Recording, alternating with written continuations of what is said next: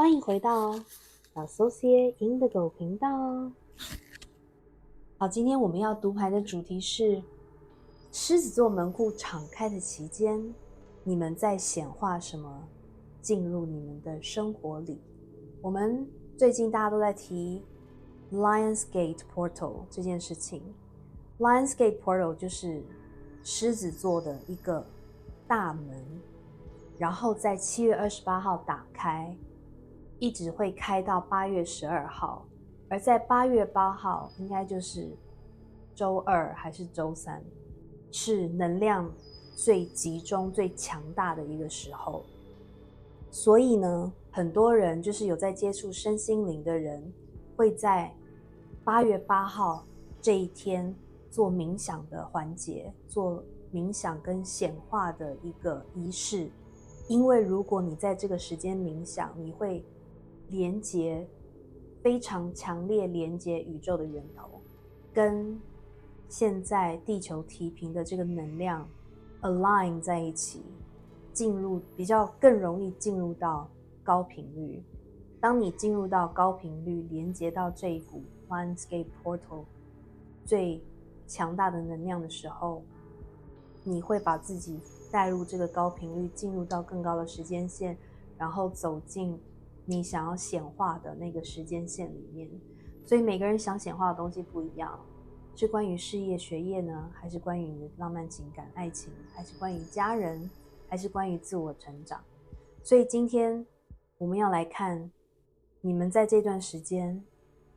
正在显化什么。那我也鼓励大家可以利用这段时间，或者是8月8号的时候，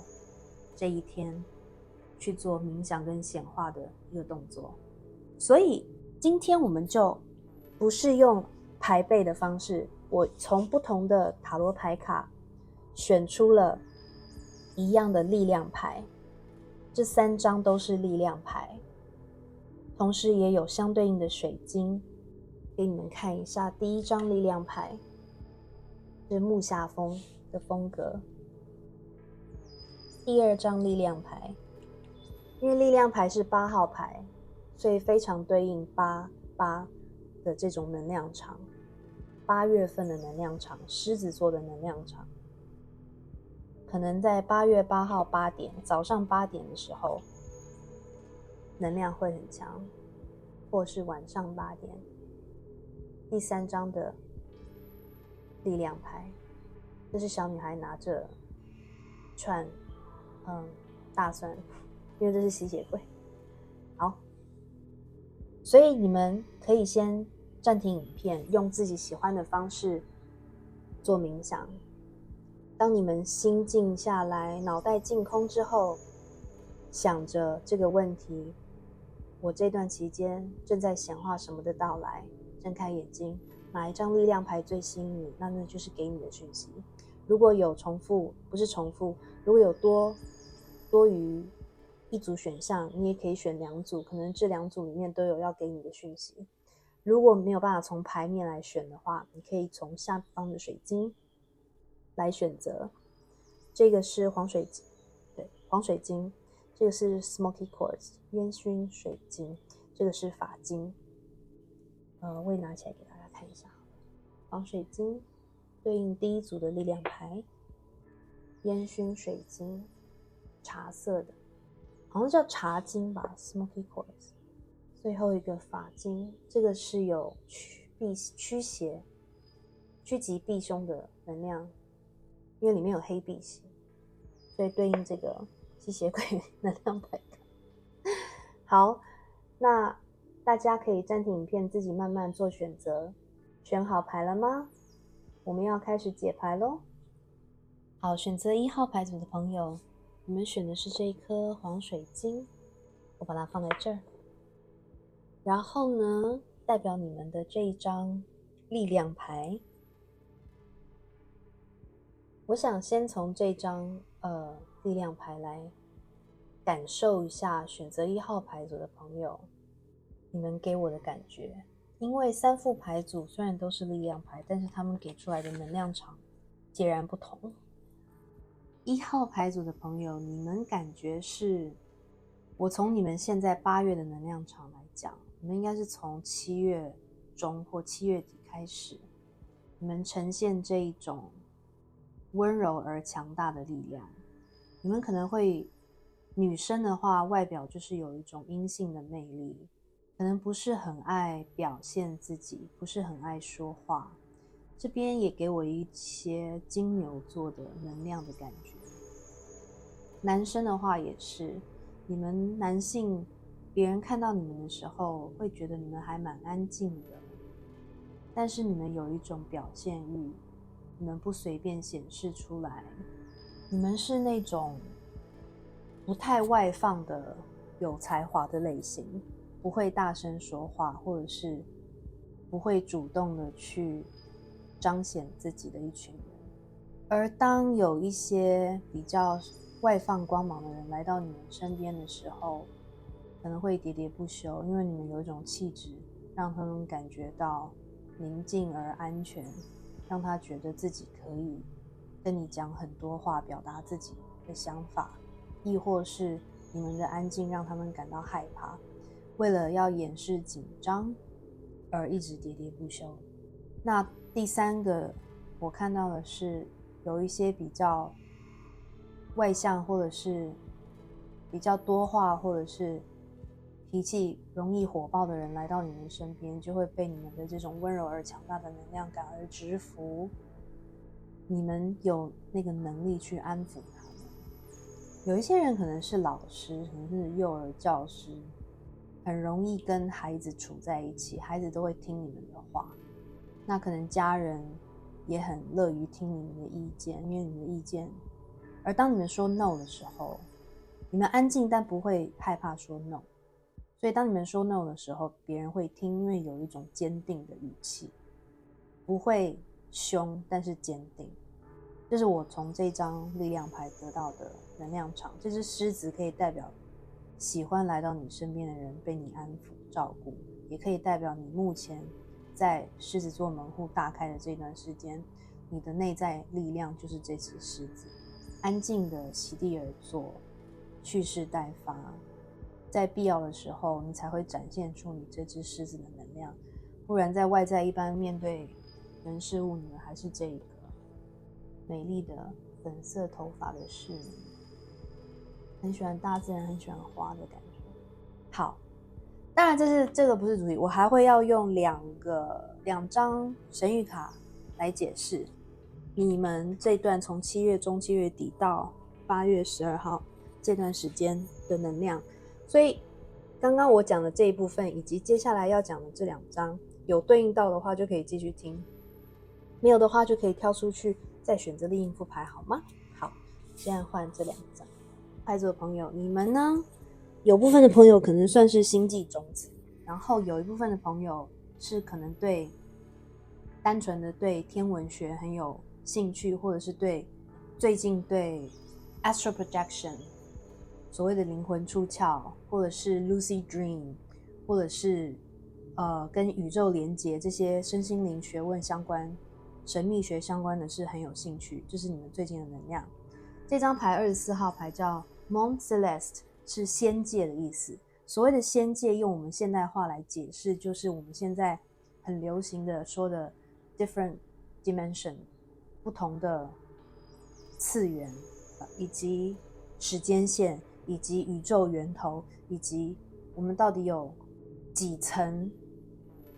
的 the fourth dimension, fifth dimension, six, eight, seven， 就是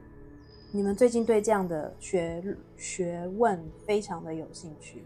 比如说最近我刚好看到一个学问哲学叫做 The Law of One， 中文翻译叫一的法则。这个一的法则是来自于一个宇宙别的次元的一个智慧体，叫做 Ra， R-A， 大家可以去 Google， 我现在是用我所看到的简单的讲述一下。这个一的法则是指我们灵性修行的进步有7个密度，总共8个密度，他们叫它密度而不是次元。密度跟英文叫 density， 然后跟 dimension 是不一样的。那大家可以去 Google The Law of One 或者是一的法则，它有很多中文的书籍有在说明这个法则。所以一的法则可以对应到我们的七大脉轮，然后你们这一组人在这个狮子座大门敞开的时候，你们的顶轮会变得非常的发达，可能会在8月8号能量最高最强的时候，你们要做一些仪式或者是冥想，让你们深度进入这个一的法则连接。8月8号可能是可以，或者是这整个阶段都是你们灵性进展的一个非常好的一个时间段，要利用这个能量，让你们的灵性可能可以好几级跳跃进步，尤其8月8号，然后你们可能会更容易进入到更深层的冥想，在8月8号能量最强的时候，可能会你们的第三眼跟这个 psychic ability 这种灵性的知识连结，第六感会变得最强大。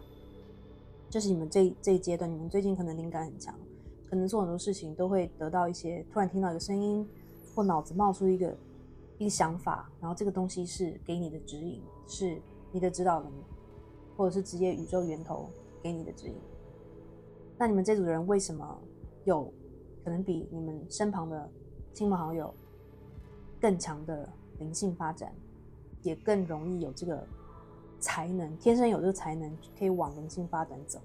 因为你们部分的人可能之前受到很大的心灵的伤害，一个是你可能从小到大的成长过程有受到伤害，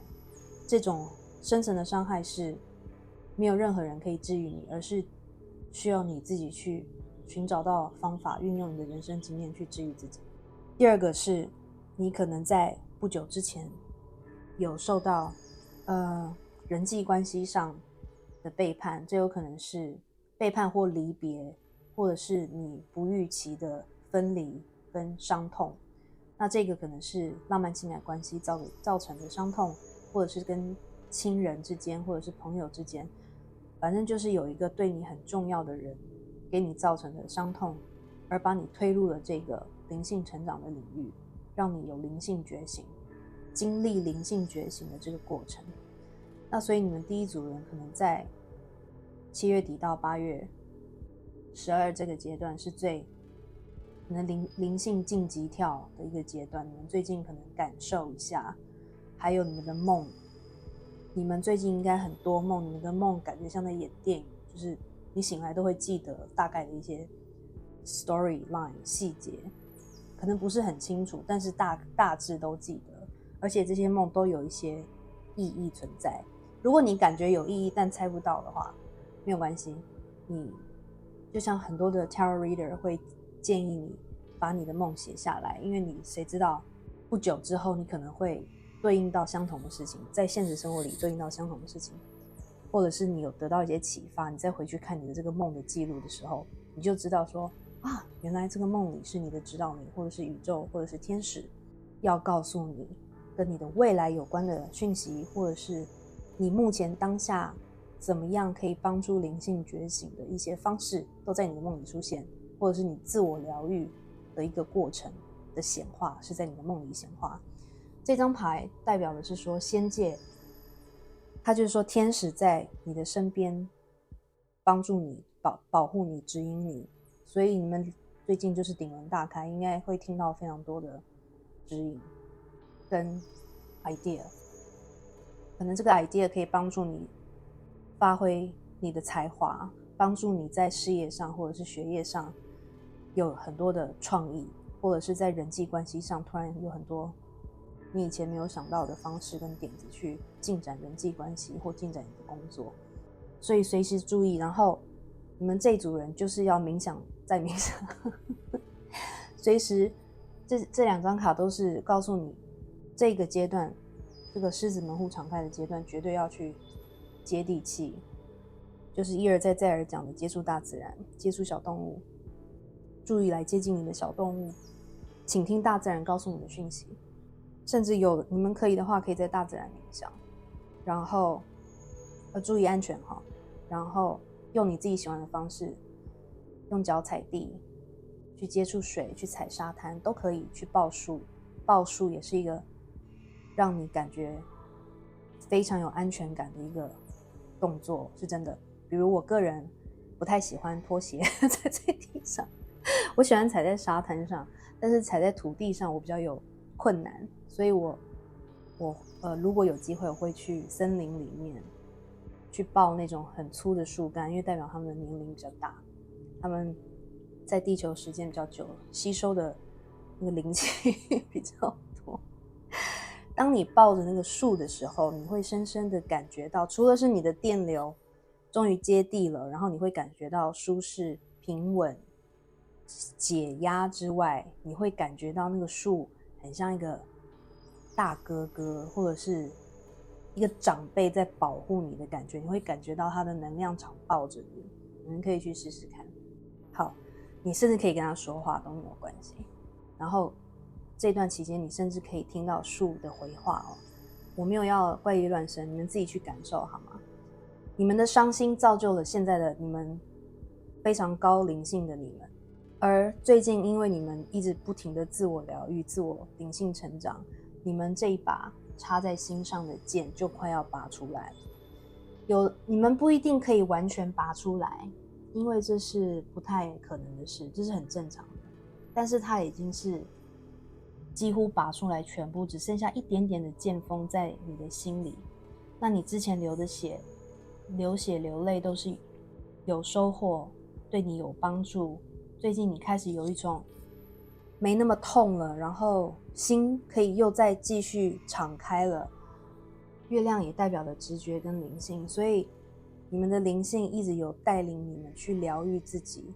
把心再打开。所以最近你们可能又开始愿意去与人交往，去约会。不管你之前伤害你的人的人际关系是什么样子，你最近愿意再去打开自己，去承受风险，因为你现在比较勇敢，比较强壮了。这些荆棘跟剑都是让你的心更强壮的一个课程经历。然后2个月之后，你们最近宇宙就是告诉你，请鼓励你们深度冥想，因为这段时间的冥想会非常非常的强大跟有帮助。在2个月之后会帮助你，会造就你一些东西。2个月之后会有一个不知道是重要的事件，还是说会让你要用到这种灵性成长的力量。反正从现在开始，因为2个月，然后你2个月之后就会准备好的那个概念。那最近如果有一些朋友有身体上的疼痛，代表你有一点跟灵性脱离。所以比如说你肩颈酸痛啦，或者是熬夜熬太多，因为焦虑而熬夜的话，如果你最近有这个情况，赶快去冥想，去大自然，把自己平静平衡下来。因为你如果一直持续让自己任由自己焦虑、忙碌、乱吃，你就没有办法接收到狮子之门打开的这段时间的能量，你没有办法运用这个能量去让自己变成超人就大概这意思啦，就是很像电影里面超人，就是要运用那个宇宙星际的能量，然后让自己的力量变强大，然后那种你知道那种感觉吗？ OK， 好，这就是我从这2张神谕卡看到的。那24号代表有些人选的这一张牌，你们可能接近24岁上下，或者是某月24号生，或某月的6号生，或者是你们生命灵数6，以及这张的页数是加起来是9，生命灵数9，也有可能选到这一副牌。好好锻炼自己的灵性跟第3眼好吗？这是你们最近可以运用这个狮子门户能量的最好的一个点。 OK， 接下来我们要用塔罗来看一下你们在显化什么。好，这是帮你们抽到用塔罗抽的你们这段时间在显化的东西，以及用 Tea Leaf 牌来显示你们显化的是什么。很神奇的是又抽到了力量牌，这张牌又出现了，这是指导灵选择的哟，要告诉你的。好，首先从这样看起来表示你们8月的这段期间会非常的有能量，你们这组人应该运用这个狮子门户敞开的这个能量运用的非常好，所以这段期间你们会非常的有力量去选择自己想要的东西，切断自己不想要的东西，并且比以前更能够 say no， 然后非常的有 boundary， 懂得自己的界限在哪里，不会去轻易的允许别人去踩。你以前可能会是好好先生好好小姐不敢说，或者是不知道怎么拒绝，但是这段时间会加强你这种非常有自信，非常懂得保护自己，尊重别人同时保护自己的这个能量状态。我先讲底牌宝剑6的逆位，6又出现了。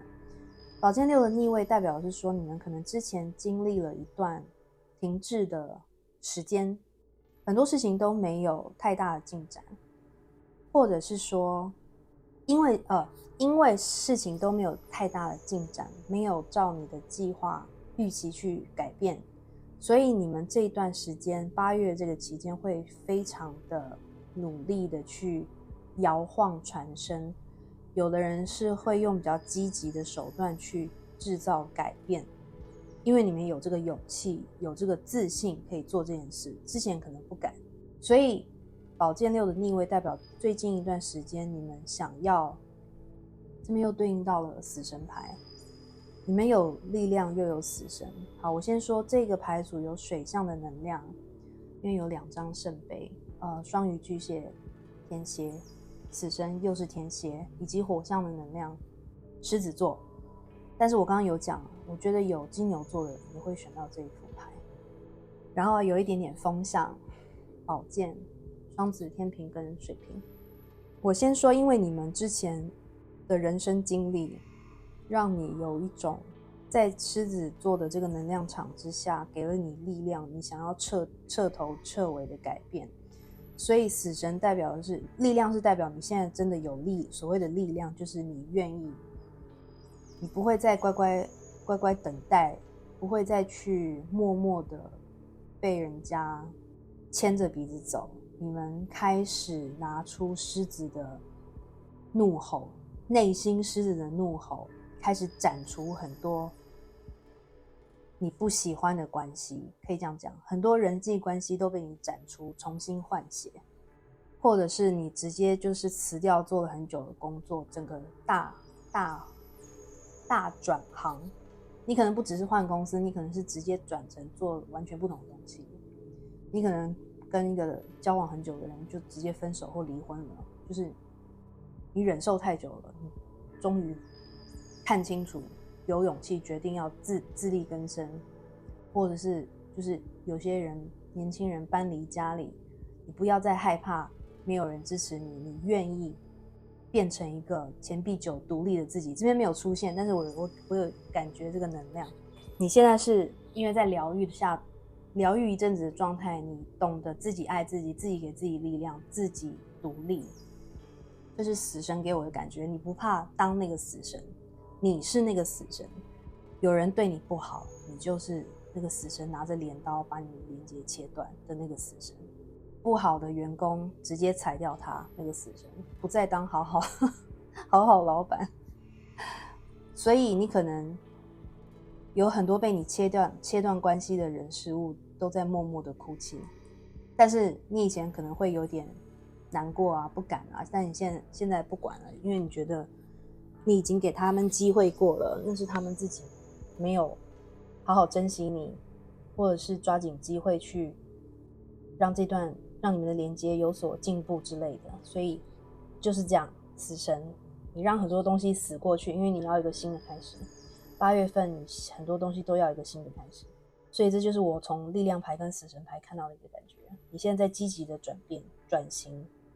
你想要变成一个完全不同的自己，是任何你以前认识的人可能都认不出来的你的感觉。圣杯3逆位，一个说法是你们是属于比较独立嘛，刚刚讲也喜欢独处的一群人，所以你们还是大部分人持续8月还是喜欢自己独处的一个状态。但是不排除短暂的欢乐，就是短暂的跟别人把酒言欢，短暂的跟一群朋友相聚，但是你可能相聚一次就要休息1周的那种感觉，你不是常常需要跟别人出去的那种人。你们很喜欢自己跟自己相处，你觉得这种独处的时间会让你学习到很多东西，让你可以自我反省反馈很多东西，然后用这种独处的时间让你可以有时间冥想，去跟你的高我连接。这是你们8月会持续的一个能量状态，也很鼓励啊，因为宇宙就是鼓励你要深度冥想。然后呢，某部分的人这可能跟感情有关，就是有一些人你可能已经，如果部分的朋友选择1号牌组，你之前是那种比较常常露水姻缘的人，你们8月会变得比较激进，会减少这种露水姻缘，可能会比较去显化长久关系，1对1的长久关系。那如果有的朋友是以前是开放式关系，你们8月可能就会改变状态，就是想要只1对1的稳定交往的关系，这是我看到的。然后圣杯皇后，哇 beautiful。 8月份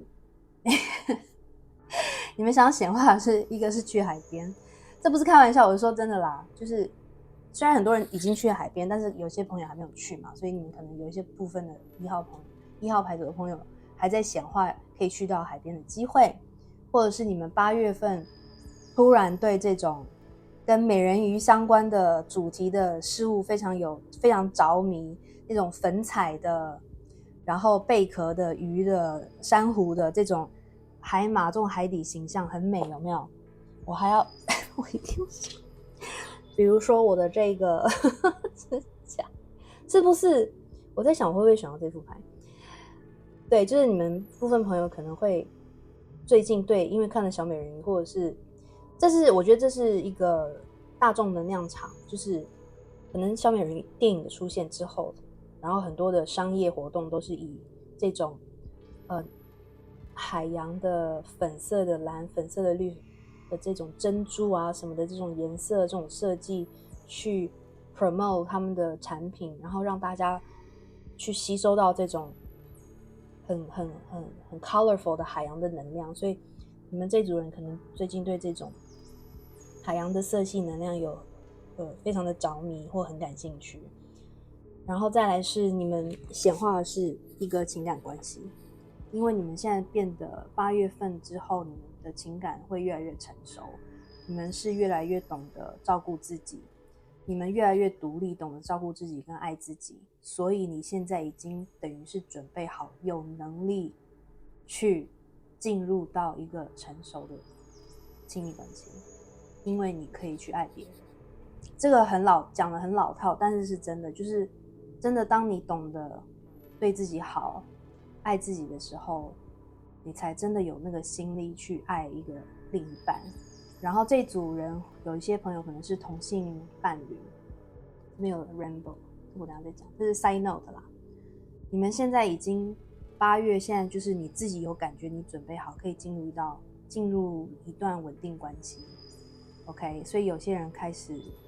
才会有转变嘛。我刚刚有讲，就是有些人想要稳定关系，不想要再一直只是 dating 下去。然后能跟你 dating 的人，能跟你交往的人，觉得是非常幸福的，因为你会给他们那种满满的、很柔性的滋养、关怀，不但有时间关怀自己，还有时间关怀他们、关心他们、爱他们、照顾到他们的情感，这样子，你就是不是那种自私的人，温柔而强大，但是又不怕说 say no，OK？ 好。那接下来 Tea Leaf 卡是说什么呢？第一张是 Funnel Period of Frustration Lesson to be Learned， 不要害怕，这张写的是这一段时间可能会体验到一些挫折感，但是这些挫折都是你需要学习的功课。所以这一段门户敞开的时间，你虽然非常的有灵性的进展，但是我们在三力世界，你可能还是会有一些事情让你受到挫折，那这些挫折就是你来到地球上需要学习的功课，所以就是面对它、解决它就好了，因为你现在绝对有那个力量去做这件事，就不需要烦恼太多。第二个 Teapot 茶壶 Deep friendship with someone of the same sex。选择1号牌组的人，你们最近可能开始很想交一些真心朋友，因为你们可能不是很容易交真心朋友的人，所以我刚有讲，你们之前就是独处了好长一段时间嘛，都没有交什么朋友，所以最近你们开始有那个心力跟能量，想要认识朋友。那这些朋友是同性的朋友，因为你就是有一种不想要再被不重要的情感关系搞得心情能量乱糟糟，所以你现在就是有很清楚的一种情感上就是简单1对1就好，然后你看到海王或者是反正就是不够成熟不够尊重你的对象，你会直接把他用死神的能量把它切掉，所以情感上你会变得非常的快刀斩乱麻，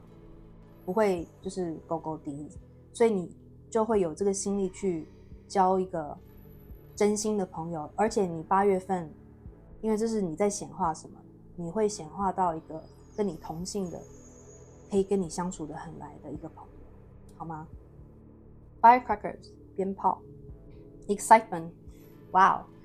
你们8月狮子座门户大开的这段时间，你们显化的是兴奋，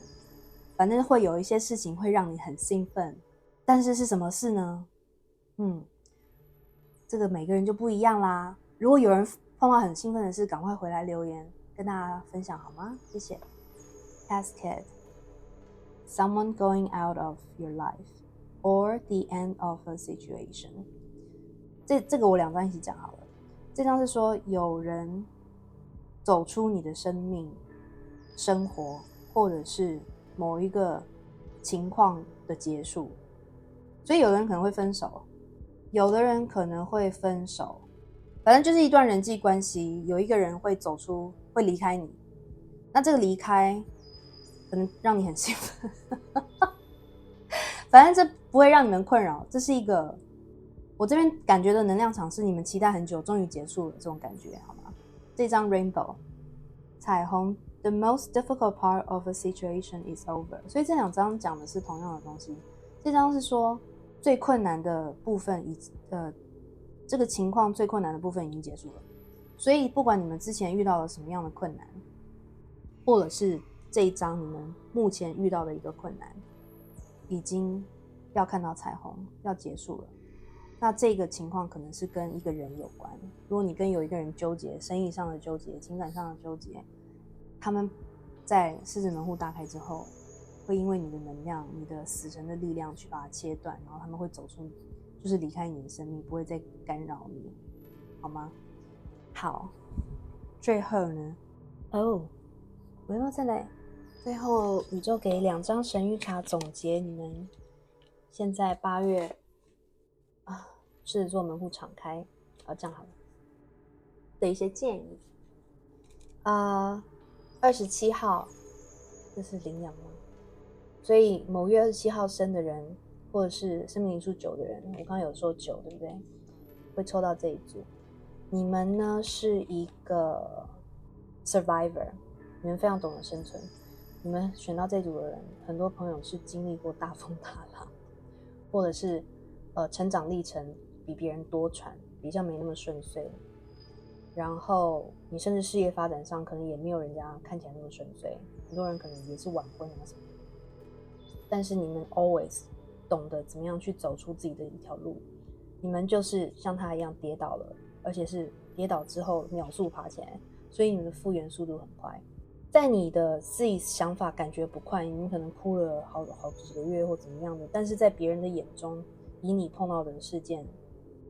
来看，你的复原速度非常快，而且你每次一站起来都会多一道新的彩虹，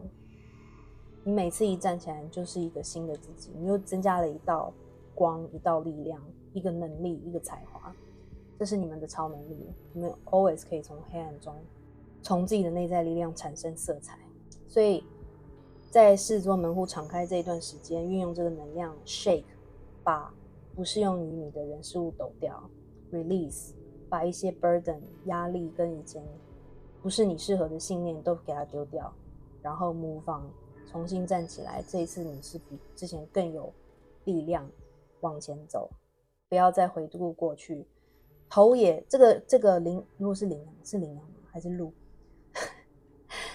他们是头也不回的往前奔跑，为自己的生命奔跑。所以就是请你们8月吸取这股强大的能量，让自己成长之后往前直直奔跑，不要再回头看过去，看那些人，不管他们是伤害过你的人，爱过你的人，但是如果已经是没有办法在同一个时间线里的话，就不要留恋，忘记他们，原谅他们，往前奔跑，好吗？这一章22号 Dissolve your ego， 融化你的小我，你的自尊 Dissolve， 化解你的自尊，让你的自尊退到后座。要怎么样做到这件事？往自己的内心内在深处去寻找探索。你越深度冥想，你的身体会越轻，因为我们肩颈酸痛很多的重量都是自己的焦虑造成。为什么有焦虑？自尊造成的焦虑。当你把自尊溶解掉、融化掉了，有很多70%以上的问题都不再是问题。这就是另外一个说你要去臣服的一个动作，好吗？蓝色，它虽然是放在心的位置，但是这边还一样。宇宙跟你们讲，选择1号牌的朋友，请真的要跟你的高我连接，然后展开你的 psychic ability， 你的灵性。你们这一组是比较有天赋在灵性上面。22号，这边很多20几，所以可能8月24、22、27会是关键日，你们再自行对应。然后生命灵数4的，可能也会选到这一组。好，那就差不多这样。希望今天的读牌对大家有帮助。然后呢，相信自己，希望你们看完读牌会更有能量的感觉。然后欢迎在这支影片按赞，分享给你的亲朋好友，一起来读牌。然后订阅我的频道，开启小铃铛。你们每次的按赞订阅都是对我最大的鼓励，以及会帮助其他还没有看过影片的朋友看到这支影片，并且对他们有帮助，好吗？也欢迎在留言处分享你的故事，并且呢追踪我的 Instagram Associate Indigo， 在上面我会 po 每周塔罗运势，以及不定时接受宇宙的正向讯息。那有追踪的朋友也欢迎在每周运势下面留言，看建议之后你们想要听什么样主题的读牌，好吗？谢谢你们今天的收看，那我们下次再见喽，拜。好，选择2号牌组的朋友，你们选的是这一颗 Smoky Quartz 烟熏水晶，我把它放这儿。然后我会先从你们选择的这一张力量牌来看一下2号牌组的朋友你们的个性能量状态，然后之后我会用2张神谕卡来看你们最近这一段时间7月底到8月初你们的能量状态如何。那有对应到的话就继续看下去，没有对应到的话我们就跳出去选择另一副牌，好吗？好，因为3张力量牌虽然都是力量牌，但是它们呈现出来的能量状态有些许的不同，我觉得代表了你们选择不同牌组的人的个性。像第一组我说他们是属于那种比较内敛型的，然后力量是由内而外，他们的外在比较看不出来，但是呢跟他们接触才能感受到坚定。那你们这一组呢，你们的力量是有点比较外显的，你们是真的很狮子座的那种能量场的朋友，你们所到之地就是会感受到你的光芒，你的光与热。一部分我们可以说你的外形非常的亮丽，你也很懂得打理自己的外形，你走出去就是一个女皇，一个国王，一个王子，一个公主，看你们的年龄阶段哈。很多人应该是真的是狮子座的，然后你一出现就是有一个光环，然后这个女孩子也有一种天使的感觉，所以某一些部分的人你们看起来是很华贵很奢华，某一部分的人你们看起来很清爽，但是还是有一种高傲的气质。选择2号牌组的人，你们有一种1号牌组比较没有的那种高傲的气质，就是一种王室的气质。你们非常有一种由内而外的自信，自然而然的自信，你所到之地都觉得你有那个自信，大家要关注你，要注视你，要听你说什么，要追随你。这一只狮子就像是所有认识你的人都会变成你的追随者，都非常愿意让你领导他们，带领他们，或者是让你安抚他们。换一个话讲，就是如果讲的比较直接，就是不管你怎么对待他们，他们都非常甘愿承受的意思。所以女生的话，你们如果是女皇的感觉，你可能身边会有很多的男生爱慕你，然后愿意就是服务你啊，然后希望能得到你的青睐啊。那你的女性朋友、同性朋友，就是也是很喜欢跟你出去啊，就是开眼界啊。他们很喜欢你的 style 打扮啊，你都会知道很多的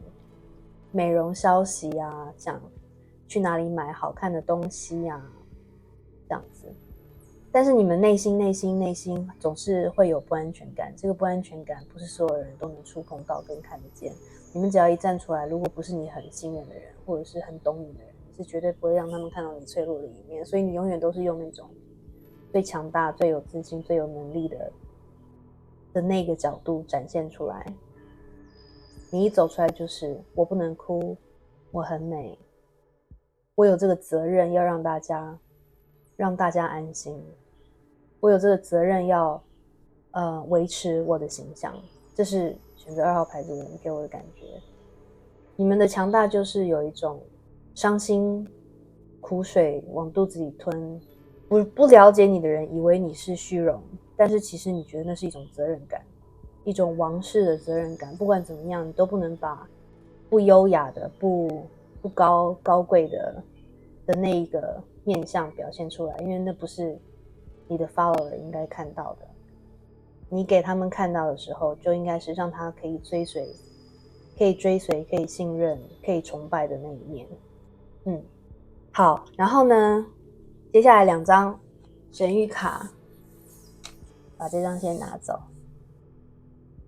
这样好了。好，这一张神谕卡叫 Ankash 卯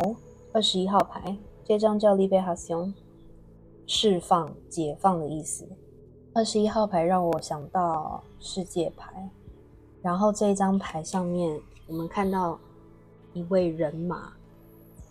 准备要射箭，倚靠在一个树上，这树上有一个家。首先呢，这让我联想到射手座，所以另一个火象星座出现了。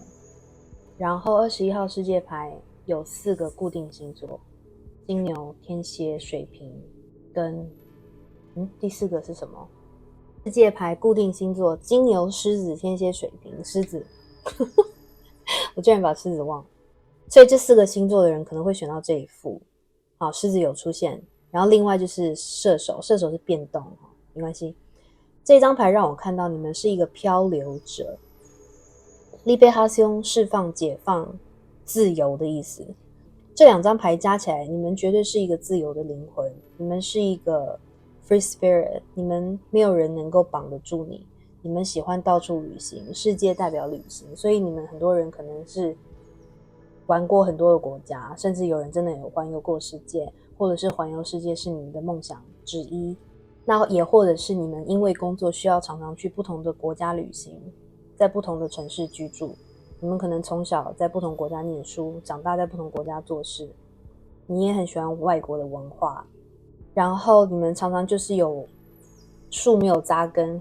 落叶不归根，不是树没有扎根。那偶尔在每一个城市找到一个家以后，就栖息在那边一段时间，但是这个家永远都是在树上，没有落在地上，没有扎根，这个家永远都跟着你走，你就是你的家的这个意思。但是呢，解放释放也就是说你不喜欢别人绑住你，你不喜欢别人管你，要跟你在一起相处的人，绝对要你有足够的空间跟自由度去决定你要做的事情，什么时候做，在哪里做，怎么做。所以你就是一个风筝，你就是一个人马，要到处跑，要去看世界，要接受不同文化的刺激，所以你也喜欢跟不同国籍的人交往。但是现在我们要讲的是制作门户敞开这段时间的能量，你们最近开始想要定下来了，你们最近开始思考，有的人是才在思考要定下来，要找一个城市落地生根，可能想要成家，可能想要就先休息长一点的时间，不要再搬，不要再动。有的人是真的已经开始执行，就是在某一个国家找到了某一个住所，你可能是租屋，有可能是甚至是置产，准备要在那个城市或国家就直接居住下来，或变成那个国籍。某一部分的人可能是才21岁，大家自行对应。有一些是某个月的21号生，或者是生命灵数3的会选到这一组，或某个月3号生的人会选到这一组。释放，现在来讲自由这张牌，这张牌也让我联想到天秤座，所以我刚刚可能讲天秤座这个原因。它是2只手的阴阳两面，阴阳2个方向，给我天秤座这种需要平衡的能量。你们虽然有自由，热爱自由，但是你们应该某一方面也懂得平衡，懂得在出去被放了一段风筝，还懂得要回家待一阵子。比如说你出去工作一阵子，会回到原来的国家家乡去待一阵子之类的。但是最近这张牌显示最近的能量是这张牌的页数加起来是15，所以1+5生命灵数6的人可能会选到这一组。15号也代表恶魔牌，所以摩羯座的能量可能也会出现在这一组。摩羯座的能量，然后释放。你们最近想要定下来，就是因为你们可能对于你们某一些人是喜欢旅行，所以常常跑；某一些人是为了要追逐财务金钱而常常到处跑。所以部分的朋友可能是觉得有点太辛苦了，有点累了，这种追逐金钱的游戏，这种为了事业东奔西走的生活，你有点想要改变，然后你想要从这个追逐的牢笼里面解放出来。因为虽然你很自由到处跑，你虽然可能是个 nomad， 你到处都可以工作，有个电脑就可以了，但是你其实被追求物质这件事情给锁住。你被锁了一阵子才发现说，哦，我好像被锁住，有点累，所以你现在想要挣脱这个恶魔给你的，我们恶魔就是比较世俗，被世俗控制的一个能量，你想要从这边解放出来，所以你想要定下来，你想要体会你想要拥有这个自由，去体会另外一个生活形态。这是我看到的你们这一段期间7月8月的能量状态，然后也是狮子座门户敞开的时候，这个能量带动你产生的一种心态上的改变。某一部分的人，你可能有认识到一个对象，是让你可以跟他稳定，但是他又给你足够的自由，所以你才愿意选择跟他稳定下来。我们这边有对应到，欢迎留言跟我们分享。对，简而言之，就是之前是那种到处漂泊，那叫什么游子，或者是情感上可以算是玩咖，或者只是单纯定不下来，不一定是玩咖，只是会常常有露水姻缘定不下来。那最近开始有所转变，想要平衡了，想要用另外一个生活形态来平衡之前的不定性，这样。好，我们接下来用塔罗来看你们狮子座门户敞开这段时间正在显化什么。我刚刚讲情感状态嘛，那我补充一下，就是这张恶魔牌可能也代表说某一部分的朋友遇到一个人愿意让你从你以前定不下来，可能就是因为你有很深的恐惧，对结婚有恐惧，对跟同一个人长久关系有恐惧，你怕被锁住的这个恐惧，你要释放出来。你可能是遇到了一个人愿意让你从这边释放出来，因为他给你很大的安全感，你的安全感就是需要自由，他给你自由，所以你有了这个安全感，你就愿意跟同一个人定下来。某一部分的朋友是这样，那某一部分的朋友是说，你就是除了刚刚我讲的追逐事业、财富、金钱，你有可能某部分的朋友是很追逐肉体关系，所以以前都定不下来，因为你很注重这一种要跟不同的对象体验不同的肉体关系，但是最近你想要从这个能量释放出来，就是一个是你可能累了，一个是可能健康有问题，或者是一个是某一些部分朋友有伤害到另一半或怎么样的，你最近想要从这个以前的这种生活状态解放。好，2号牌组的朋友，这边是帮你们抽到的塔罗以及 Tea Leaf 神谕卡，告诉你们，你们这段时间在显化的东西是什么。我必须要说，非常非常强烈，某部分的朋友你们要结婚了，某部分的朋友则是遇到了那个对的人。我刚刚都有提到，对不对？就是有一些朋友可能是真的遇到了那个让你觉得有安全感，愿意稳定下来，而让你想要定居。所以某一部分的朋友真的是跟情感关系有关，你们狮子门户大开的这段时间，会让你想要跟这个人成家立业。那也可以是说，你们在显化的东西，除了是婚姻之外，或者是稳定交往关系之外，你们会遇到一个合作伙伴，是可能是需要签约的，因为这边出现了 career 桌子，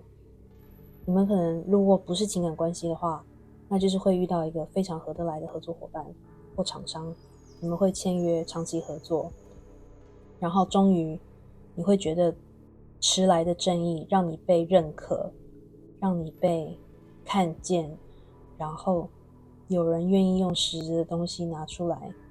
交给你，提供给你资源财富，让你做你擅长的东西。因为这边还有一张钱币侍卫，这个钱币侍卫代表的是一个机会，可能是一个就业机会，可能是一个生意的机会，所以这个人可能代表的一个人带来了一个机会，可以跟你一起合作，或让你去执行，而这个东西会为你带来财富。所以这边有很多都代表的，因为这边圣杯2代表的和谐合作的关系，美满美好的长期合作的关系。所以一个是有些部分的朋友就是代表婚姻，认识一个人长期交往，或者是某一部分的人已经交往准备要结婚，某一部分的朋友则是终于碰到了伯乐，然后要跟你长期合作。那某一部分的朋友，这也代表说你们可能这一段时间会收到礼物，或收到一个讯息是跟财富或者是事业有关的讯息，然后你们的显化力量很强，所以这也代表的是不管你们最近的愿望是什么，在显化什么都会实现。你们的底牌我先讲一下，天秤座能量出现了，圣杯2是火星在巨蟹，水象的能量，所以除了巨蟹在你们的，可能有巨蟹在你们星盘里，可能还有天蝎或者是双鱼在你们的星盘里。这个就是土象的能量，金牛、处女、摩羯以及天蝎的能量，然后月亮射手的能量，射手座出现了。你们的底牌是权杖9的逆位，我刚刚有说明，大部分选择到2号牌组的人，你们是因为长期的同样的生活形态，虽然很自由，长期的自由的生活形态，但是其实你们有点累了。所以权杖9的逆位代表的是说，你们可能最近有点感觉，之前一直坚持要这种漂泊或者是放荡不羁的生活态度，有的人是因为反叛的能量，反叛的个性，不想要被可能父母叫你做什么，你就偏偏往另外一个方向走，或者是你就是不想跟大家一样结婚生子成家，所以你才会到处漂泊，然后情感关系不稳定。但是最近你可能人生经验够了，充足了，看的都看过了，然后你有一点想要从这种，我刚刚有讲释放，你想要从这种不服输，不想跟别人一样的这种心理状态释放自己。因为我刚刚讲你累了，所以你不想要再去反叛了，然后才会导致你最近的能量场让你开始想要稳定下来。但是这边有一个圣杯国王的逆位，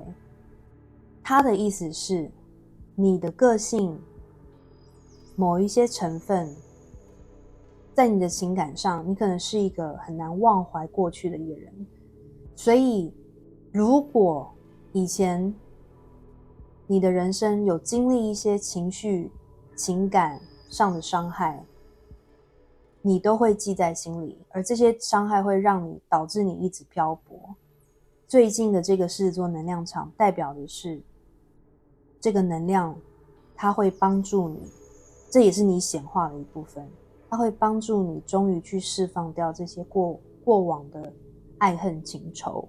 你会放掉这些一直纠结的别人伤害你这件事情，或者是因为这些不好的经历而导致不敢去有新的真挚的情感，你想要把这些东西都放掉，那这个能量场也会帮助你放掉它们，而让你能够有一个全新的开始，让你变成一个从零开始重新跟这个新认识的人投入，不管他是情感对象还是合作伙伴，是非常好的能量。然后如果有人是有legal issue， 就是有人在有合约纠纷啦，在打官司啦，或者是在离婚啦，你们都会狮子座门户大开这段时间，你们会赢得你们的justice， 就是会胜诉啦。好，然后 Tea Leaf 这边就是比较 tricky 一点，因为我觉得你们这样看，你们如果有先看了齁，先不要紧张，因为我觉得依照我刚刚分析你们的个性，你们如果有射手能量又有狮子能量，狮子能量代表王者风范嘛，王者风范一定是会骄傲。射手能量他虽然看起来笑呵呵的，没有哦，射手是非常哲学的，他们是非常有哲学思维的一个人，所以在很多情况下，他的笑容背后其实在偷偷骂别人是笨蛋，因为不是所有的人都可以 reach 到他们的那种思想的高度，所以很多人他在他们眼里都是一般普通人，那这也是就是射手展现的一种骄傲的方法跟方向。所以如果你们选择2号牌组的人，你们有的人知道自己很骄傲，那这边 Tea Leaf 卡是宇宙要给你的一个提醒，好吗？你们在新的能量场如果要变成新的自己的话，可能就不能再用以前那种骄傲的态度去面对你觉得比较没有那么有智慧的人，或我忘记了，好，没关系。啦啦啦，哩哩哩，第一张 turkey 火鸡请让我拿不起来。OK， 火鸡 ，someone is behaving stupidly。你们接下来，你们8月可能会遇到你们认为就是可能是真的比较笨的人啦，或者是在你们眼里他的处事态度跟反应是比较愚笨的。Turkey 就这样而已，他没有什么很严重的事情，只是说不是说你在显化很愚笨的人，是我觉得宇宙是说你会碰到愚笨的人，那你就是显化一个更高格调的自己去面对他们，好吗？不是骄傲哦，理解然后冷处理这我建议啦齁。我强 misunderstanding， 好，这边很有趣，在愚笨的人 behaving 行为很愚蠢的人后面出现误会。一个是说你们在这一段能量场会跟可能有某一些人际关系或者是商业上，或者是跟你的情感对象会产生一些误会，那你们就是小心解决，像我刚刚再度强调提醒，就是不要用骄傲的态度去解决就可以了。要把这个骄傲的墙打掉 ，OK， 就不会有误会，就是要沟通，放下自尊去沟通就对了。那这个误会也有可能是代表这个火鸡，你以为他很笨，其实可能只是沟通上的误会。所以这个大家就是，如果真的有碰到自行对应，不管是他可能你在跟他聊过以后，发现他不是笨，他只是听错你在讲什么，也是有可能的。Not 结，这个结呢是一个死结，解不开的结。下面写说 unsuccessful plans， 可能会有一些计划没有办法成功，没关系，那就重新开始，或者是有耐心的把这个结打开的意思。这3张是宇宙给你们的提醒，耐心面对，好好处理，不要把小我放太前面，要懂得去跟人家和谐的沟通，好吗？如果你可以做到这一点 ，Valley 山谷 ，Deep personal strength and peace that assure success。所以这边有讲了，我刚刚提醒你的这些东西，你不用担心，因为自然而然这个能量场会帮助你变得非常的，你会拿出你的内在力量以及平和的态度，然后保证事情的成功。所以不管你是什么，有些计划可能碰到一些小问题啊，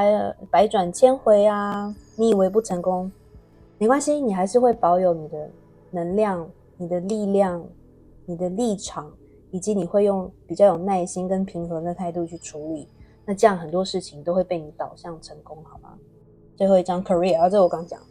你的事业上会有一些斩获，像我刚刚讲会签约成功，或者新客户，或者是终于找到新公司被签下来，签新的经纪公司。如果是狮子座，有一些人可能是演艺人员啊 ，content creator 啊，那你们可能会签下新的厂商啊之类的，好吗？然后记得不要太骄傲哦，要好好的待人处事。那和平的待人处事，很多事情都会成功的，不用担心。Okay, something strange happened. 好，宇宙给了2张，或者你们的指导灵给2张，对于7月中、7月底到8月初、8月12号这段期间的一些建议。首先呢，很奇妙的，因为第一组也抽到这一张，所以而且我刚刚有确认过，指导灵非常想要给你这张，这张很对应到你们的个性，是真的。所以我在想说，会不会有选择第一组的人也来看第2组？如果有的话，可以在留言处跟我们说好吗？谢谢。好，我先讲这张 opportunity 机会，又讲到机会啦，是不是？16号牌，某个月16号生的人，生命灵数7的人可能会选到这一组。生命灵数5，我不知道会有选到这一组。首先呢，这个是啄木鸟，宇宙给你这张卡的意思是想要，因为这个红色的门是热情，后面是蓝色的墙，蓝色代表喉轮，想要什么就开口去问。我不会说开口要听起来非常的好像很觉得那有一点又是说高傲嘛，就是 you know， 我会觉得就是 humbly 可以去问，但是就是谦虚的去问呀，谦虚。然后呢，第2点，谦虚的问，但是让人家感受到你对这件事情的热情，你就会得到这个机会，好吗？这是我读到的第一个讯息。第2个讯息是，这边有一只蜜蜂，你8月绝对会得到很多机会，但是要不要接就是看你了。我等一下会讲这一块。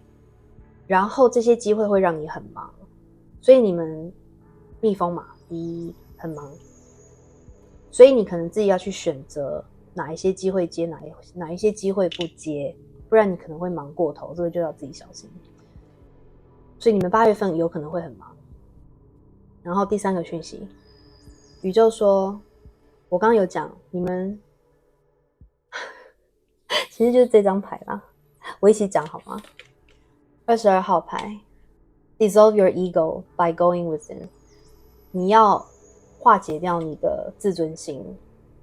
融化掉你的自尊心小我，你要怎么做？要往自己要内视，往自己的内心深处去看，去冥想，去接地气，接触大自然。接触大自然会让你感受到谦虚的能量，觉得自己并没有那么重要。当你开始觉得宇宙很大，自己其实没那么重要，你的自尊跟小我就会化解，不是化解，就是比较没那么强烈。这样子很多问题就会解决，很容易解决，你更容易跟人家沟通，你更容易臣服，所以很多事情就会化解掉。那这边已经讲了，就是我刚刚有说你们个性就是比较骄傲嘛，那宇宙就是提醒你8月份要怎么样显化你想要的东西，把自尊放一边好吗？不是说没有哦，是先放一边。然后这张是我刚刚说的第3个讯息是，可能会有很多小事发生在你的周围，这些小事，比如说有朋友请你帮个忙，有一个客户的案子经费没那么多，但是希望你做，或是你的主管给了你一个专案，你感觉好像很累，这些东西你平常就很骄傲，想说不配由我来做吧，就不想接，要我做应该要付多一点钱啊，你就不想接。但是宇宙说8月请你接，因为这些都是一个机会，而这些小机会会引领你到一个更大的机会。当你这个啄木鸟是说它是一个机会，会一直敲你的门，说打开门，打开门，打开门。一个意思是这样，第二个意思是你是这只啄木鸟，你要去敲这些机会之门，他们才会为你敞开。不要去看不起小东西、小机会，因为这些小机会都可能会让你认识你未来的另一半啦，或者是一个很重要的客户啦，或者是一个名人啦之类的。OK， 这就是我看到的。8月16号可能是一个关键日，8月16、8月22可能是关键日，生命灵数4，可能是某些朋友是生命灵数4。好，那我希望今天的读牌对大家有帮助。某个月22号生了，16号生，可能是也有可能啊。对，真的我这组讲的蛮快的，我不知道是不是你们选择2号牌组的人讲话比较快。好的，那就是有一种会喘不过气，你们可能性子有点急，很多事情想要赶快做好，所以我会有这种好像要赶快把讯息说出来，然后上气不接下气的感觉。或者是有人你们是一边跑步一边听读牌，有的话欢迎在留言处跟我说。好的，那希望今天的读牌对大家有帮助，然后欢迎大家在这支影片按赞、分享给你的亲朋好友，以及鼓励大家订阅我的频道，开启小铃铛。你们的按赞、订阅都是对我最大的鼓励，然后呢也会帮助这支影片推出去给更多需要的朋友看到，好吗？非常感谢你们，欢迎在留言处分享你的故事，以及追踪我的 Instagram Associate Indigo， 在上面我会 po 每周塔罗运势以及不定期接收到的正向讯息。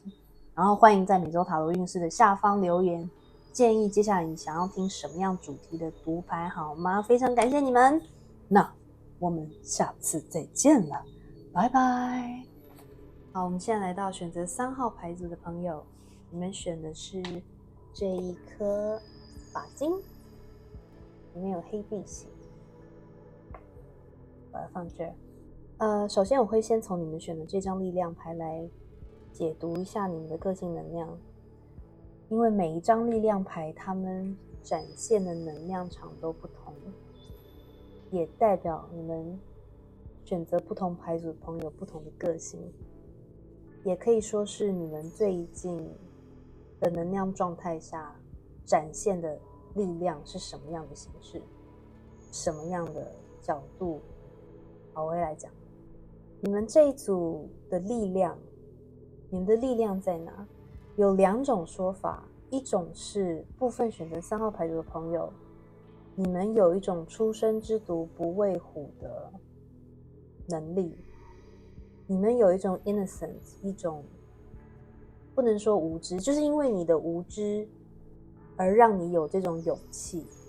你的纯真反而带给你这种面对任何展现在你面前人事物的勇气，不管有任何的麻烦，你都不会有一个先入为主的观念去处理，所以你不会害怕。所以这是你的一个特殊能力，你的超能力。所以可能旁边的人看见会为你担心，但是你都可以很顺利的就解决了。就算碰到有敌意的人，也可能因为你的纯真或者是你的没有敌意、没有恶意，而也可以化解掉对方的敌意。就是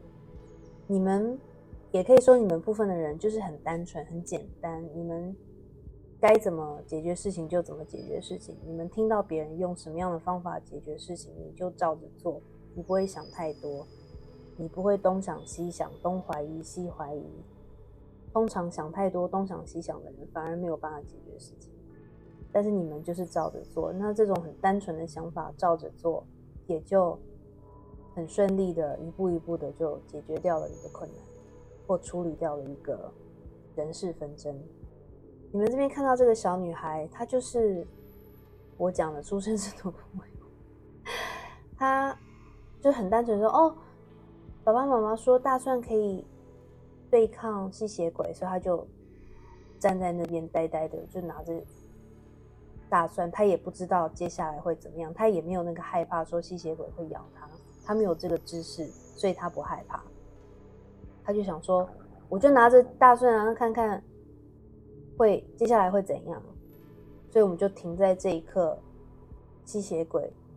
冲向这个小女孩的这一刻。那这一刻接下来就是我刚刚讲的，吸血鬼可能就真的被臭死了，或者小女孩就很幸运的活下来，走出这个屋子之类的。好，那我第二个说法是，选择3号牌组的部分朋友，你们是扮猪吃老虎型的，这就跟我刚刚讲的第一个部分相反的一个状态。你们其实非常精明，你们懂的东西很多，但是完全不展露。你们展露出来的那一面是让人家会误以为你很好欺负，你很好对付，很好蒙骗，个性很好，脾气很好之类的，扮猪吃老虎。所以这边可以说，这个小女孩她其实是驱魔大师。好，她是一个不是驱魔大师啦，就是说她是一个小小年纪就很成熟，然后可能饱读就是狩猎了非常多驱吸血鬼的知识。然后呢，吸血鬼看到小女孩，想说小小一只很容易攻击，很容易就可以狩猎到这个小女孩。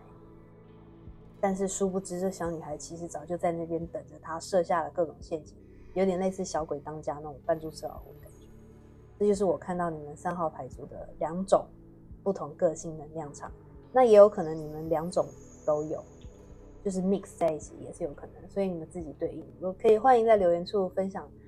有没有对应到你们的性格。那也有可能是你们最近的能量状态是这种，你们碰到事情的时候可以扮猪吃老虎，就是从你的生命经验累积的这个才能。好，接下来我会用2张神谕卡来讲一下你们在7月24到应该是7月24吧，到8月12号这段时间制作门户大开之时的能量状态。然后如果这2部分听有对应到就继续听，没有对应到就退出，然后挑选另外一副组牌。因为有的时候我们可能能量状态不好，或者是并没有静心彻底，很容易会很正常，就是会选错牌组。OK， 我把这张先拿下来，这2张是你们的神谕卡。我补充一下，刚刚那个你们的力量牌让我有一点感觉到愚人的能量，所以看有没有朋友是有牡羊座在你的星盘里，因为我们这张31号加起来是4也是有一个牡羊座皇帝牌的能量，就是4月生的人可能会抽到这一组。然后好，第一张阿木爱31，某个月31号的生的人可能会抽到这组，生命灵数4的人，4月生的人，某一个月的4号生的人可能会抽到这一组。这一张是pardon，抱歉。这一张的页数有点忘记应该就是不是很重要。好，阿木，这2张牌都有手势，双手祈祷的一个感觉，祈祷并且道歉的一个感觉。你们目前的能量场是处于一个非常爱展开、爱的震动频率很高的一个状态。你们的过去可能是一个，这张牌是说愧疚感，但是我读到的你们的愧疚感是在于可能从小的教育教导你很多事情你可能没有做好，所以需要道歉，然后让你养成一个习惯，就是什么事都是你的错，需要道歉。那这种什么事都揽在自己身上，很怕没有做好，待人不周到，而产生这种愧疚感。那有的是因为以前受过伤害、创伤、情感的创伤，而导致为了保护自己，而可能去推开了很多人，而产生的愧疚感。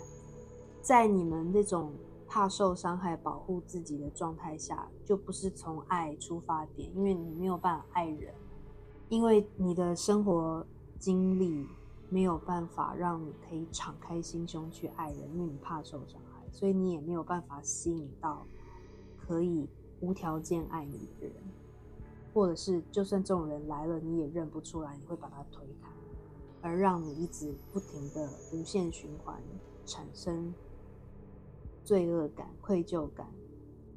你可能会推开了之后发现后悔了之类的。那目前这个狮子座之门的能量场会让你突然理解，从你以前的这些经验里面看见了自己的应该要改变的地方，而愿意你们开始学习爱。我不知道你们是有些人是有碰到某些状况，可能最近的生活还不错，比如说经济稳定啦，然后家人、亲朋好友的关系都很好、很平衡、平稳啦，让你感觉到安全感跟安稳，所以你开始慢慢相信人，因为你碰到了一群人是值得相信的，然后让你愿意开始用爱的角度去看待不同的人事物。所以我刚刚讲爱的频率震动很高，那爱的频率震动高的时候，你就开始看清楚以前你推开了很多可能你不需要推开的人，而让你感觉到抱歉，对他们感觉到抱歉，你想要跟他们道歉，但是可能没有办法联系，所以你对上天祈祷，愿你能够重新开始，愿那些人能够原谅你，跟上天祈祷，希望宇宙、希望神明可以原谅你，然后给你力量。这是我看到你们目前的能量状态。然后这两只手，一个是风，一个是火，所以你们这一组人可能会有我刚刚讲的牡羊马火的能量，以及狮子、射手，还有风、双子、水瓶、天平的能量在你们的星盘里。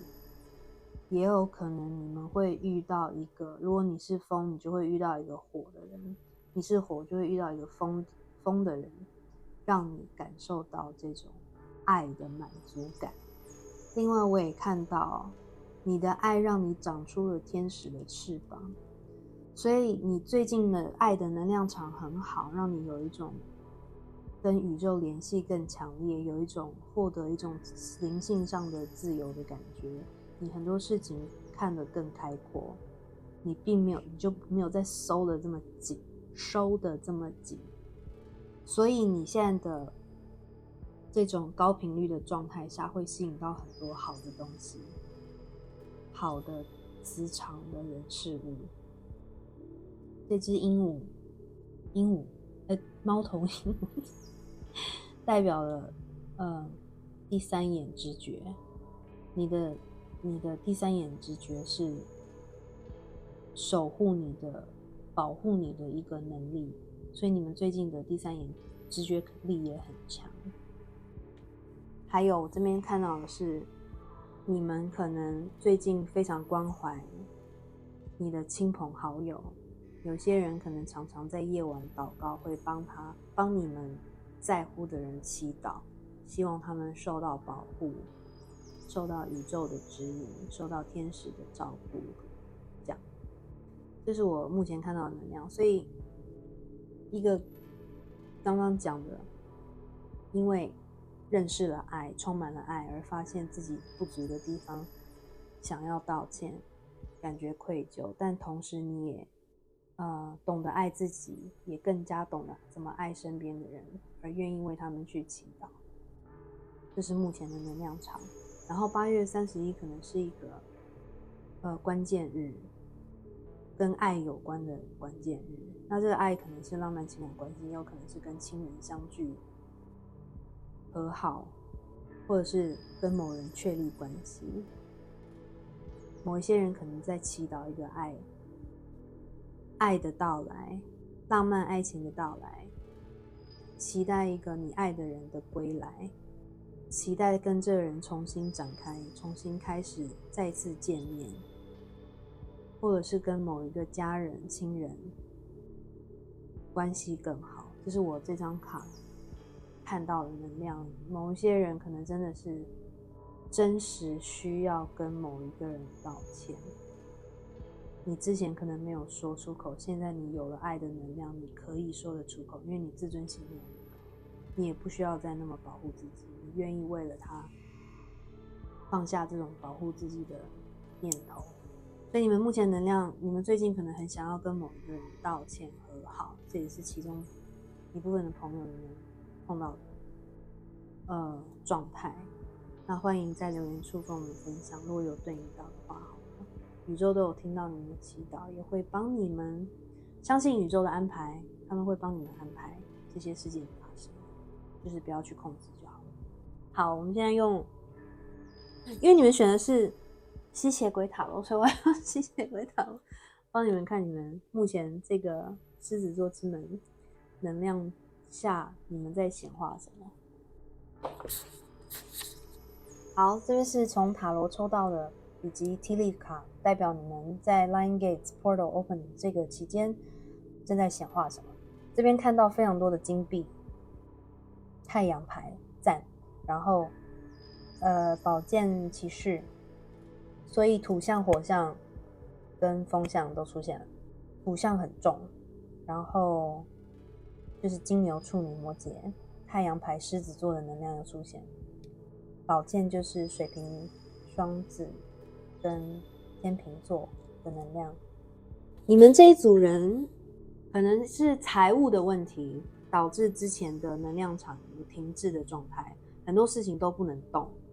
就是你一直在等待的一个状态，然后钱赚得很慢，很慢才进来，案子很慢才进来，或者是公司可能会有欠款，或者是迟给薪水的可能性，然后或者是客户很晚都没有回应之类的，或者是每个人的状况不同，但是就是跟财务有关的问题导致你很多事情，我刚刚已经讲过，不能动，没有进展。可能有的人是简单的小事，就是可能想要旅行没办法出去，所以要一直待在家工作，或者是想要旅行去见一个人没办法，因为你事情还没有解决，你自己事情没有解决，不想要去影响别人的生活状态之类的。为什么会讲这个？我等一下会解释。所以很多事情之前是在一个延缓 delay 的一个状态，但是你们目前能量场就是你们在显化，你想要改变这个状态，你想要开始火速进行，所以会发生事情要开始火速进展。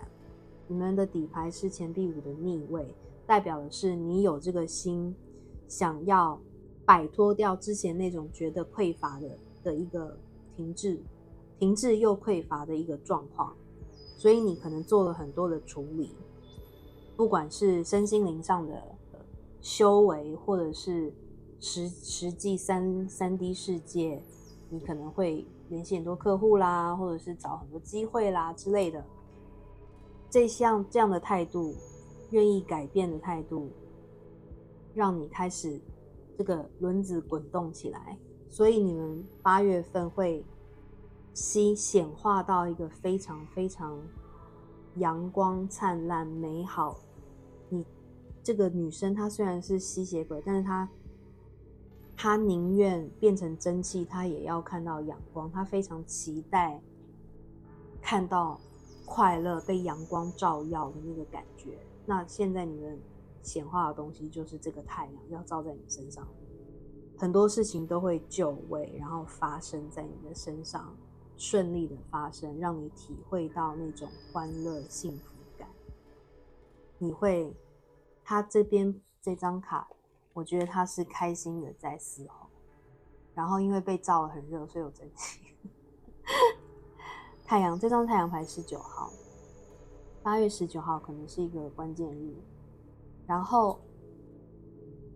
你们抽到宝剑骑士，所以你们会以一个非常帅气、迅速、确实的方法，思虑也非常的清楚，向你的目标冲。你们显化的就是事情顺利进展，见到阳光，逻辑清晰，迅速确实。但是小心，就是还是要妥善的计划以后再行动，因为你们这边的行动可能会过快。然后这个钱币侍者代表的是你们在显化新的机会。如果你是比较年轻20几岁的人，你们可能是显化新的公司职业、新的学校录取通知。那如果你是年纪中年左右的话呢，你们现在可能在学习一个新的知识，然后你会显化可能会完成这个学习，或者是你在进行一个新开展的业务事业项目，那它会显化成功，它会成型。因为逝者是一个新的年轻的一个能量，所以你如果年纪不年轻，那代表你现在在做一些新的东西，接触一些新的东西，而这个东西是会往好的方向发展。所以你们在狮子之门能量场下显化的是物质实质的东西进入你的生活，带给你快乐的东西，会让你感到快乐，让你太阳是一种你觉得收获满满，然后无忧无虑的一种感觉。所以事情会从一直停滞不前，你也有一种受够，不想要再，你可能之前就是计划不行动，然后现在就是要快速行动的这个状态。可能之前实在等太久，自己也受不了这种感觉。那这边也有可能代表的是，如果是情感状态，也有可能是你会显化出一个有承诺的情感关系，或者是你会愿意做出承诺，情感或者是一个合作。好，我们现在看 Tea Leaf 卡 ，Dog far away， 狗狗远方，远方的狗狗 ，A distant friend is thinking of you， 你有一个远方的朋友在想着你，这个人可能属狗，或者是你属狗，所以你的能量场可能很强，或者是你们一直都有在5D 世界连接，但是到8月这个能量状态很强烈的时候，这个人可能会更强烈的想着你。Carrot 萝卜 Opportunity or windfall，这就是一个很棒的财富的能量，你会有机会降临，或者是很大的一次性的收获，因为萝卜嘛，很多很多这样，所以这个是一个非常好的财富上的一个能量场。云朵 clouds 这边就是比较一个小小的提醒 temporary problems， 这个能量场你可能会遇到一些暂时性的问题，这个暂时性的问题可能会让你有一些忧虑，可能晚上有点睡不着，因为这个云朵照着这个月亮，就是会让你有点看不清楚这个问题要怎么解决，让你苦恼。But 最后我先讲最后一张 Bridge， 因为8月能量状态很好，这段时间能量状态很好，这张卡桥的意思是你会成功的解决一个问题，所以你就算碰到这个问题也不用担心，因为很快你就会解决它了，好吗？你会成功的跨越这座桥，到达你想要到的目的地，会有一个好的结果。那这张 pineapple 凤梨，是不是中秋节要到吃凤梨酥？中秋节是要吃凤梨酥吗？我有点忘记，反正我这边什么都吃不到，流口水。好 ，reconciliation 复合，再次见面，再次相遇。OK， 这个能量，凤梨我也感觉到旺旺来，你们就是显化财富旺旺来的感觉，旺来嘛。然后可以在这段时间能买到凤梨酥吃一下好了，这是一个 side note， 不重要啦，但是可能可以给你带旺你的运。reconciliation 我刚刚是有讲，我刚刚在能量牌卡有讲，你们某一些部分的朋友在期待跟一个人见面，跟他说抱歉，想要重新开始，有没有？那这张卡就是你这段时间到8月12号这段时间，或者是8月12号之后，你要做显化的工作，你在8月8号做一个显化的冥想，你可能之后就能够跟这个人相遇、重聚，然后你就有那个机会跟他 say sorry， 然后可能就可以和好。OK， 很神奇，真的觉得很神奇。你可能会先遇到一点点的小问题，让你delay没办法马上跟他见面，但是很快会解决，你们一定会再见面这样。所以8月某部分的朋友，你们8月会跟某一个人重聚复合，那大家自行对应。那希望大家可以回来，如果真的有发生的话，欢迎在留言处跟我们分享，就是让我们为你开心好吗？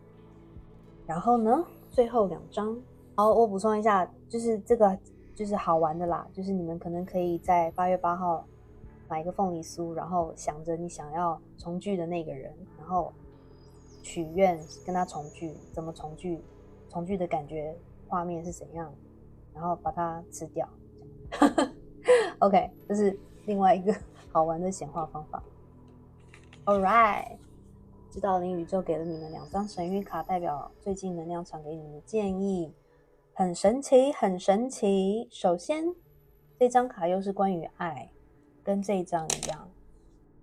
来，我把它拿出来，都是跟爱。阿木是爱 ，Promise to love yourself fully， 要保证完全的爱自己，全然全心的爱自己。然后呢，我会再继续讲，等一下。这张是13号牌，这张是31号牌，所以4的能量又出现了。生命灵数4的人可能会选到，然后我刚刚有说4月生可能牡羊座的能量，以及这一组人你们会常常看到镜面数字3113、1331，然后这一张是33号牌。所以你可能常看到1133或者是3333、333， 3对你们来说是一个关键数字，可能会常常看到3，或者是你们的 lucky number。还有3也是代表一个 expansion， 跟旅行有关，所以你们目前的能量场可能真的跟旅行，一个是跟旅行有所关联，第二个是跟扩展你的事业，扩展你的客户群，扩展你的人际关系有关。好，这是我刚刚想要先赶快讲的，以免忘记。这张卡 The Illusion， 幻象、幻觉，这张是说你们最近呢能量状态呢，宇宙提醒你，不管你碰到什么问题，它可能没有你想的那么严重。这个问题可能会，它本来只是一只小金鱼，会被你幻想成大鲨鱼，然后你一直想要去 defend yourself， 防卫自己，然后去杀死这一只鲨鱼。可是这个鲨鱼并不存在，代表这个问题并不存在。就算存在，也是一个小问题，就是一个 temporary problem， 很快可以解决的。所以宇宙说，你们就是在这个能量状态下，不需要自己吓自己。然后你担心的很多事情，其实一个是可能其实很容易可以解决，不用因为不要自己去制造这个恐惧，好吗？然后这张卡我有感觉是有一些人可能会碰到客户的问题，或者是这些客户或者是有人会来 approach 接近你，那他们可能有一点 tricky， 或者是狮子大开口，或者是看起来不是很好对付，你会把他们想象成鲨鱼。但是宇宙就是用这张卡告诉你说，他们可能没有那么你想象的这么厉害，或者是这么会操弄人之类的，并没有要对你不利之类的。OK， 然后这一张33号，保证要全然爱自己。你要爱了自己，很多事情就可以解决。这是我刚刚读牌一开始就讲的。这就像我们写一篇非常好的文章，起承转合，这个是起，这个是合。如果还记得以前在学校念写作文怎么写的话，通常你的文章的结尾绝对是要带到你的起头，然后才有一种读者才会有一种that makes sense， 一切都合理了，而且有一种完美的结束的一个感觉。这就是我看到的，所以这也让我感觉你们不管现在在祈祷什么事情，都会有一个圆满的结局。你怎么开始这一项事物，一开始遇到这个人怎么跟他相处的，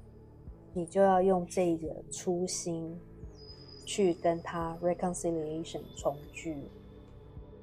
或者是用初心面对你现在正在处理的困难，用初心再去见这个人，让你们双方互相再感受到那一种喜欢对方、欣赏对方的能量，不管是浪漫关系还是合作关系。 OK， 手，你们这组人跟手，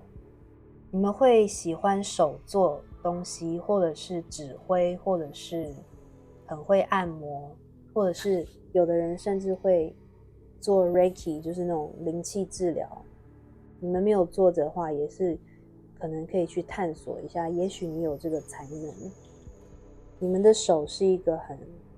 很有能量的部位，或者是你们手很漂亮，皮肤很好之类的。好，那这就是你看很多手，你们这组真的很多手，我注意到很多手，那你们就常常祈祷好吗？去冥想，去祈祷，跟神说话，用你的手跟神说话。你可以去舞蹈，跟手有关的舞蹈，指挥也是一种手的舞蹈，太极，这是我目前看到的。可能舞动你的手可以帮助你的能量场去动起来。好，那我希望今天的读牌对大家有帮助。那欢迎在这支影片按赞、订阅我的频道、开启小铃铛、分享给你的亲朋好友一起来读牌。你们的按赞订阅都是对我最大的鼓励，最大的鼓励哦，是真的。然后呢，你们按赞订阅也可以帮助这支影片推送给其他还没看影片的人，然后也许可以帮助到他们的讯息，让他们可以看到这支影片。也欢迎在留言处分享给大家你们的故事好吗？然后有的我会回复哦。然后也欢迎追踪我的 Instagram L'associate Indigo， 在上面我会 po 每周塔罗运势，以及不定时接收到宇宙的正向讯息。